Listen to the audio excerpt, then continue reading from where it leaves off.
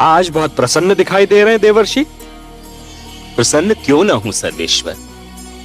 धरती पर जब कोई अनुपम घटना घटती है तो मन इस प्रकार से खिल उठता है मानो बसंत बयार बहने से मधुबन।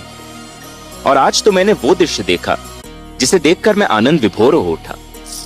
मुझे ज्ञात नहीं था कि कभी कभी किसी के कड़वे वचन भी कानों में अमृत रस घोल दिया करते हैं। तो अपनी प्रसन्नता हमसे नहीं बांटेंगे देवर्षि?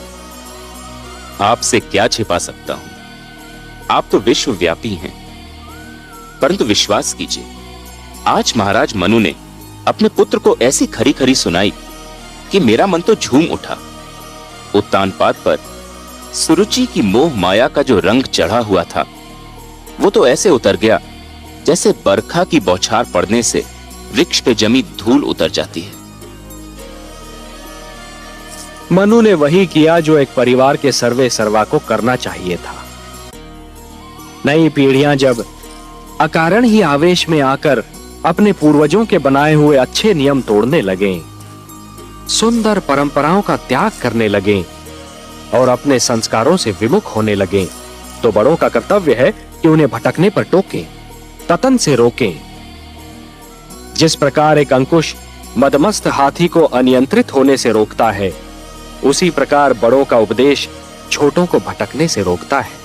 परंतु मुझे आश्चर्य तो इस बात पर हुआ कि उत्तानपाद चुपचाप सिर झुकाए अपने पिता की फटकार सुनता रहा। इसमें आश्चर्य की कोई बात नहीं है देवर्षि।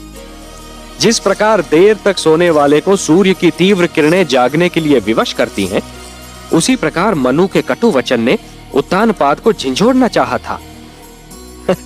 और पुत्र को भी पिता का इसी प्रकार आदर करना चाहिए, क्योंकि पिता ने पुत्र से अधिक जीवन जिया होता है। पिता के अनुभव पुत्र के अनुभवों की तुलना में कहीं अधिक विशाल, अधिक व्यापक और समय की कसौटी पर अधिक खरे उतरे हुए होते हैं। देवर्षि, नवीन पीढ़ियों को भी ये जान लेना चाहिए कि जीवन मार्ग पर उनके पहले के यात्रियों, उनके पूर्वजों के पदचिन्ह उन दीपकों के समान हैं जो उन्हें सही राह दिखाते हैं। मनु ने उत्तानपाद को उचित मार्ग दिखाया। उचित मार्ग? आपकी लीला भी विचित्र है मायापति। आपने ध्रुव को अपनी ही खोज में भेज दिया और उधर महाराज उत्तानपाद ध्रुव की खोज के लिए निकल रहे हैं। और इस बात को आपसे अच्छा और कौन जान सकता है कि ध्रुव का आप तक और उत्तानपाद का ध्रुव तक पहुंचना कितना कठिन है। कठिनाइयां ना हो तो मानव जाति में चुनौतियां स्वीकार करने की क्षमता ही समाप्त हो जाए। हर पग पर सरलता मिली तो मानव जीवन बहुत कठिन हो जाएगा देवर्षि। जूझने दीजिए उन दोनों को अपने संघर्षों से। उन्हें पता तो चले कि जीवन की कठिनाइयों से हर व्यक्ति को स्वयं ही उलझना पड़ता है और स्वयं ही उनके समाधान ढूंढने पड़ते हैं। वह तो ठीक है प्रभु, मुझे महाराज उत्तानपाद की चिंता नहीं है। वो तो ध्रुव की खोज में निकले हैं। ध्रुव किन मार्गों पर जा सकता है, किन क्षेत्रों में जा सकता है, इसका ज्ञान है उनको। उन्हें किसी मार्गदर्शक की आवश्यकता नहीं है। मुझे चिंता ध्रुव की है प्रभु। वो तो आपकी खोज में निकला है।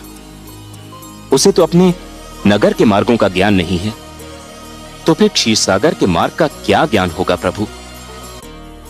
प्रश्न ये उठता है कि ध्रुव का मार्गदर्शन कौन करेगा? आप करेंगे देवर्षि। ध्रुव का मार्गदर्शन आप करेंगे। मैं? हाँ, आप। वैसे भी सारे विश्व को विष्णु का पता तो आप ही बताते हैं। इन तीनों लोकों में आपसे बड़ा मार्गदर्शक और कौन हो सकता है मुनिवर? ध्रुव का मार्गदर्शन आप ही को करना होगा। आपका कथन मेरे लिए आदेश के समान है प्रभु। तो फिर अपना कार्य सिद्ध कीजिए। महादेवी लक्ष्मी भी व्याकुल हैं ध्रुव के लिए। उनकी अशांति दूर कीजिए। किंतु माता है कहां? माता है ना। ध्रुव का कष्ट उनसे सहन नहीं हो रहा था देवर्षि, इसलिए धरती पर गई हैं उसे भोजन कराने। परंतु समस्या यह है कि उसे तो भोजन की भूख ही नहीं है। उसे तो केवल हमारे दर्शन की प्यास है, और वह प्यास उसका मार्गदर्शन करके आप ही तृप्त कर सकते हैं मुनिवर। ठीक है प्रभु, यदि आप ये चाहते हैं कि आप भी मेरी परीक्षा लें तो ऐसा ही सही। मैं चेष्टा करूंगा कि ध्रुव उस मार्ग पर चले जो उसके लिए शुभ हो, मंगलमय